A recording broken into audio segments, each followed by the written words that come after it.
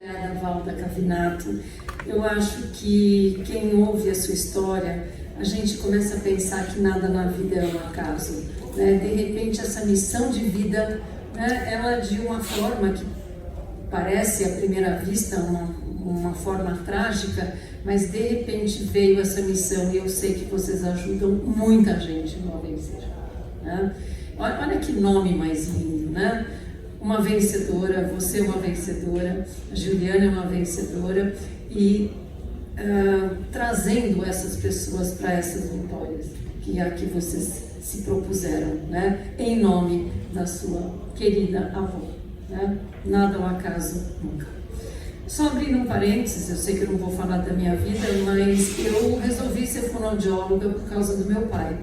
Meu pai era médico, ele teve uma doença de Parkinson galopante aos 51 anos de idade, foi fazer uma cirurgia que foi muito mal sucedida na Alemanha, perdeu completamente a fala e eu tinha 12 anos de idade e meu irmão tinha 13. Hoje em dia meu irmão é neurologista, hoje em dia não, já há 50 anos.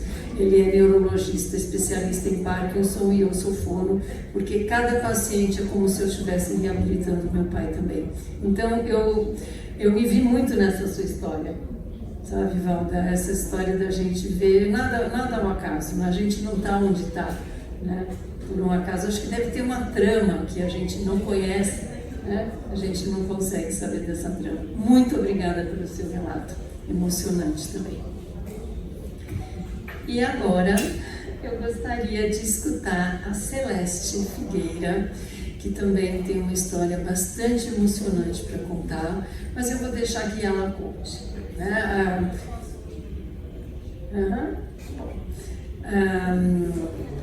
A Celeste é enfermeira de UTI e de repente ela se depara, mas ela vai contar com você, para vocês, a história, por que ela está aqui conosco. Obrigada, Celeste. Boa tarde a todos. Eu quero agradecer à comissão organizadora por eu estar aqui. Minha primeira vez falando de uma coisa muito importante. Eu pertenço à área da saúde, eu sou enfermeira intensivista e há pouco tempo me tornei formanda de psicanalista, de psicanálise. Isso é um sonho dividido, que eu vou contar aqui para vocês. Isso eu estou falando para vocês porque quem cuida também precisa ser cuidado. Acho que a mesa já explanou muito bem esse tema, mas eu gostaria de fazer uma pergunta para vocês. Vamos ver. Vocês têm cuidado de si como cuida dos outros? Não parece uma pergunta simples? Guardem essa pergunta, porque os 3 próximos slides eu gostaria que vocês tivessem atenção para ver se vocês têm um desses sinais, tá bom? Por acaso, alguém tem um sinal de exaustão, ou seja, cansaço constante, a mente acelerada, irritação fácil, falta de energia, vontade de sumir?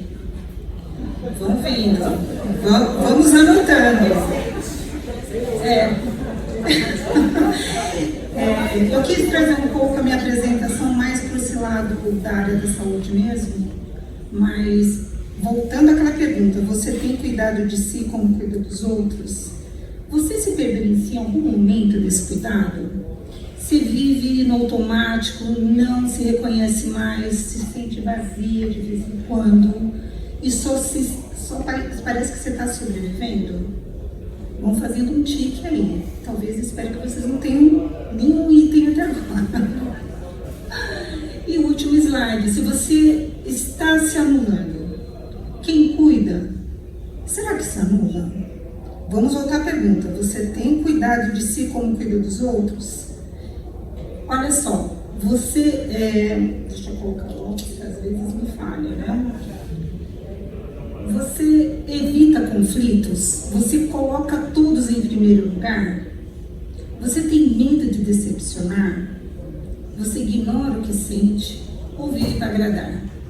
Eu espero que nesses 3 slides vocês não tenham tido nenhum tique. Mas se vocês tiveram, tem uma saída, tá? Se você se escolhe para cuidar de alguém, a gente tem que primeiro saber se cuidar. Por quê? Porque a gente não cuida de alguém se a gente não tiver o nosso suporte. É difícil, como a mesa já colocou, é muito difícil. Não só pelo envolvimento emocional e por toda a rotina, né? Mas se você escolhe se renovar, tem uma saída, né? Todos os dias a vida muda quando você muda o prisma, quando você olha que tem realmente um viés que dá pra gente poder se tornar melhor, né? Quando você se reconhece, você aceita, se cuida. Esse ser forte é tudo relativo, mas em determinadas ocasiões, bem como já foi explanado, a gente pode estar por dentro unida, mas por forte a gente tem que ser soberana, né? E a gente nunca tem que desistir. Mas, Celeste, isso daqui é só na escrita. Não é só na escrita. A gente pode melhorar. Eu coloquei um foco aqui com relação aos cuidadores, mas quem é o cuidador? Vamos explanar. É o familiar, é uma pessoa que está próxima, certo? Então aqui envolve todo mundo. E o que a gente precisa para a gente não poder esquecer de cuidar da gente, né? Enquanto cuidador. A gente precisa reconhecer a necessidade de ajuda. Porque no começo é assim, eu dou conta, não preciso. A gente precisa saber até onde a gente pode ir e quando não pode, isso não é falha, a gente tem que pedir auxílio, tá? Aceitar e reconhecer os seus limites, pedir ajuda quando realmente necessário, descansar, se manter motivado. É o mais difícil? É difícil, mas não é impossível, tá? Definir objetivos, formar e se informar, como bem foi colocado aqui, a gente quando está dentro desse cuidado, a gente procura fazer um autoconhecimento, para a gente poder dar o quê? O melhor da gente, tá?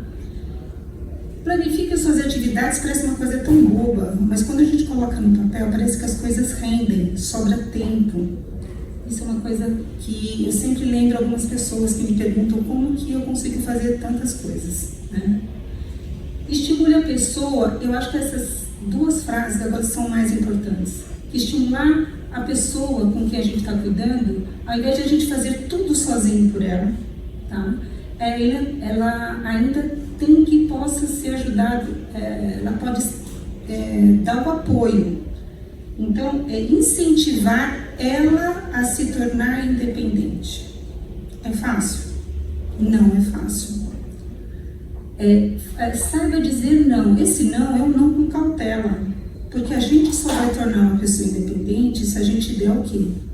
Um apoio moral, se a gente der esse autocuidado com qualidade, né?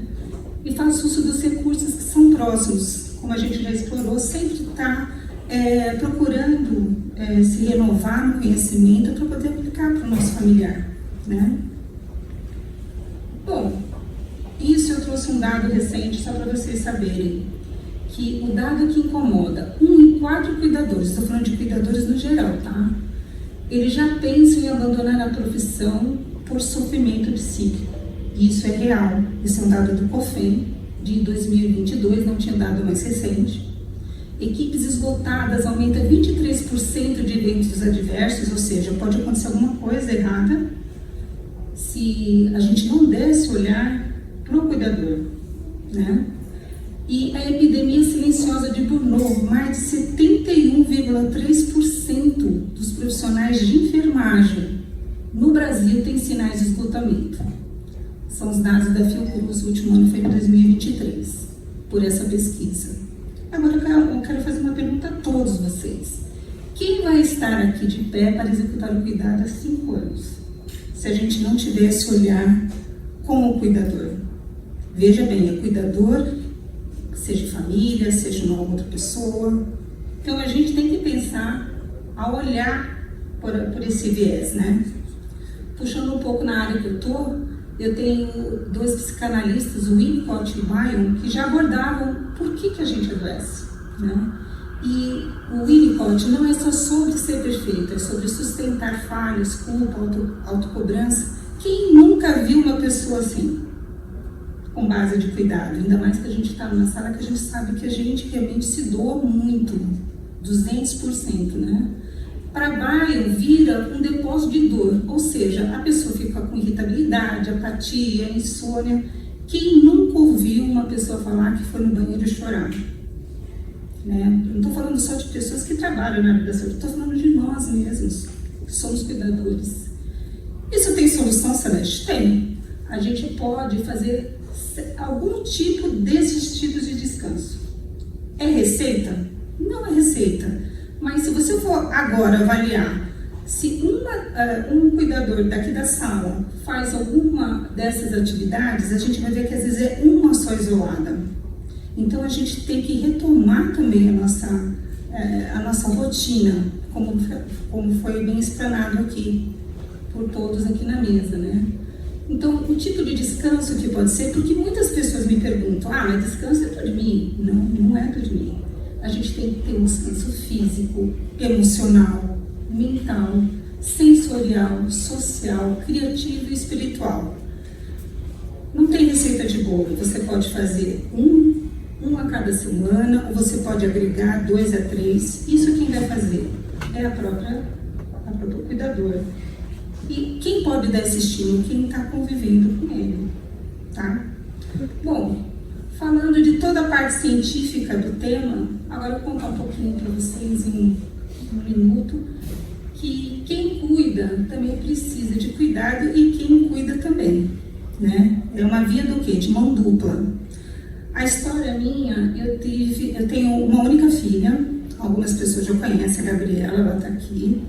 Ela teve um AVC com 18 anos.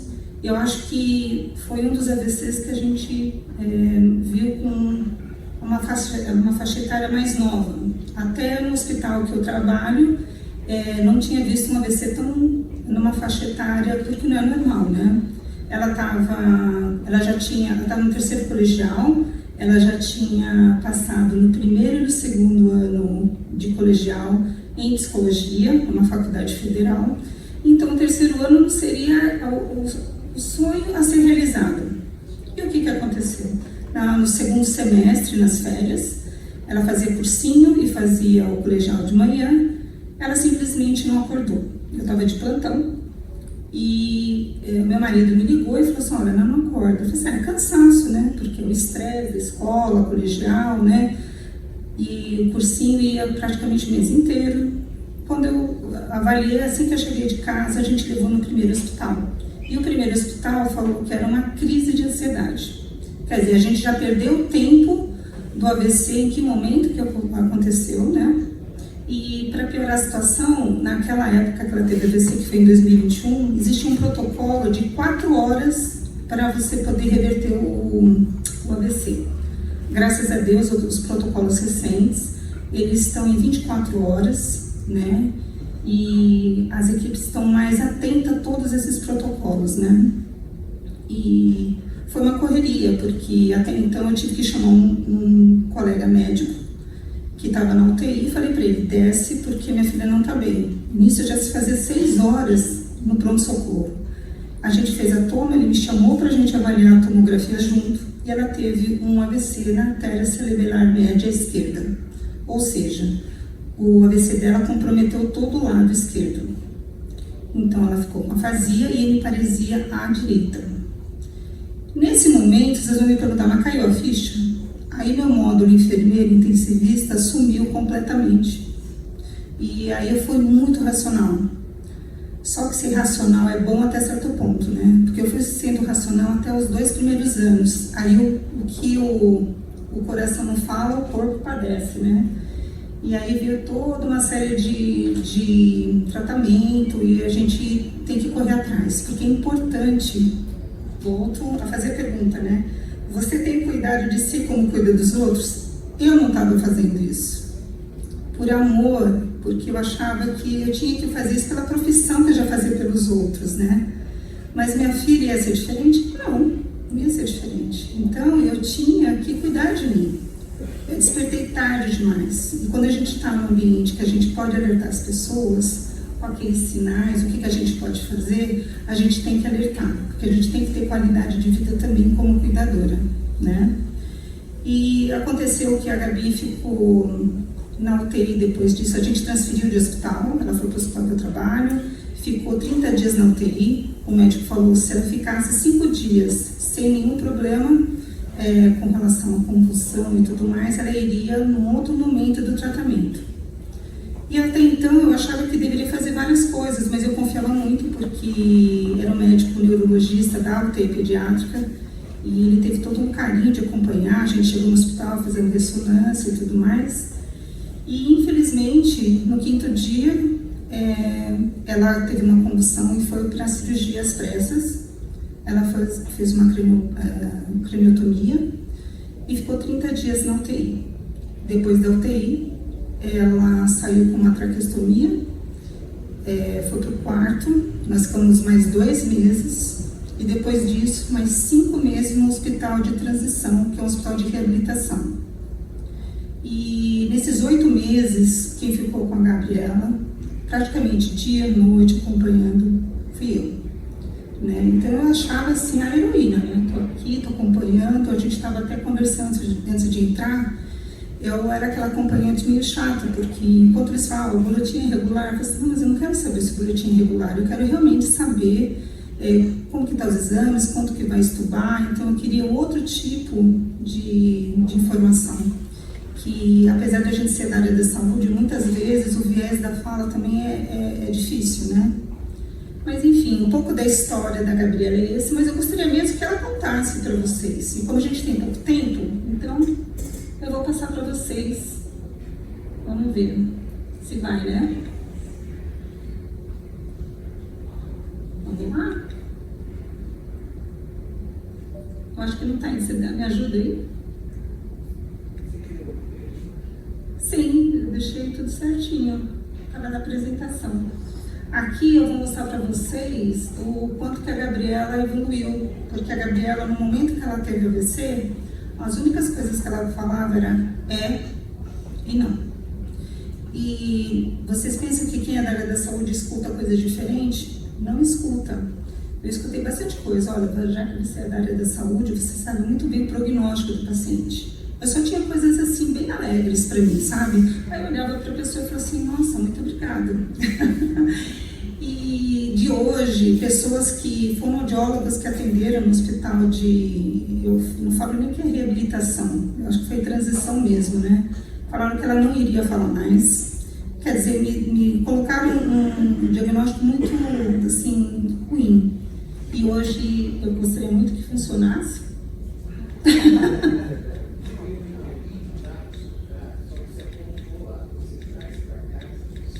Foi a Silvia que fez para mim. Não entrou? Ah, então eu vou ficar devendo para vocês. Mas aqui a fala da Gabi a Cláudia. Tá. Porque a Cláudia aprovou. Ela disse que eu não tinha que mudar absolutamente nada. E aí eu só um recado, né? Cuidar é um ato de amor.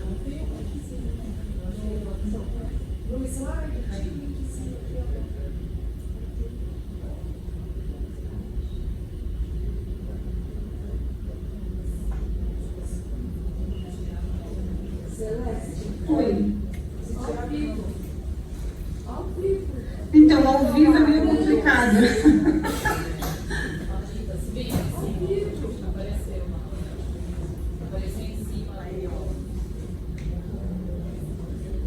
Ele está associado. Eu não tinha conseguido, mas a Silvia colocou para mim. Para vocês verem que não é milagre, isso aqui é amor, quando a gente se dedica, quando a gente está próximo do familiar.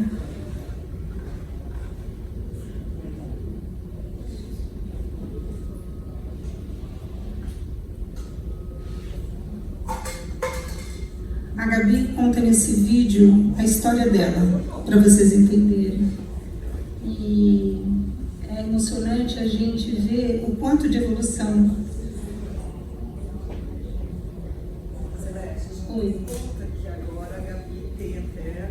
Ah, é verdade. É verdade, obrigada, Angélica. Assim, olha, para vocês, não sei se vocês no café...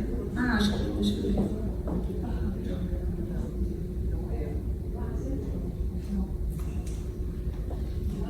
Quem pôde tomar café viu um posterzinho ali de um livro para ser lançado. A Gabriela conseguiu contar a história dela por escrito, tá? O lançamento do livro vai ser agora dia 29 de maio. na livraria Martins Fontes. E isso é para vocês verem que o que as pessoas falam, o que realmente acontece, a gente não tem que parar para poder dar ouvido, a gente tem que realmente lutar com muito amor, que realmente vai dar certo. Não conseguiu, Ana? Mas Celeste, então conta o que tinha no vídeo. No Conta, vídeo, eu falo. Acho que a Cláudia pode contar, né, Cláudia?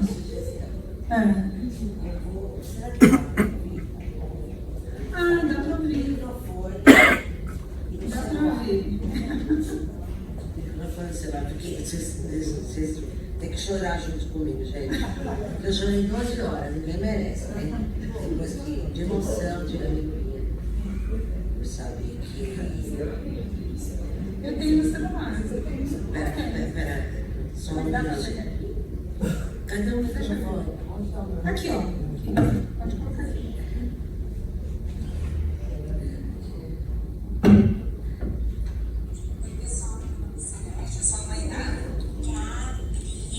E hoje a gente veio contar um pouquinho da história dela, tá? Ela com 18 anos teve o quê? PC, Qual o tipo de AVC? hemorrágico e isquêmico. E o médico sabe dizer qual o motivo? É estresse concepcional e Vacina, né? E hoje o que você faz? Hoje você é uma? escritora, Parabéns, mas você quer ser uma? psicóloga, Pra quê? Pra ajudar? muitas pessoas. Isso mesmo. E o que a gente quer deixar de mensagem para todo mundo? Que o ABC é a vida. Continua. Um beijo a todos vocês, viu? Fiquem com Deus.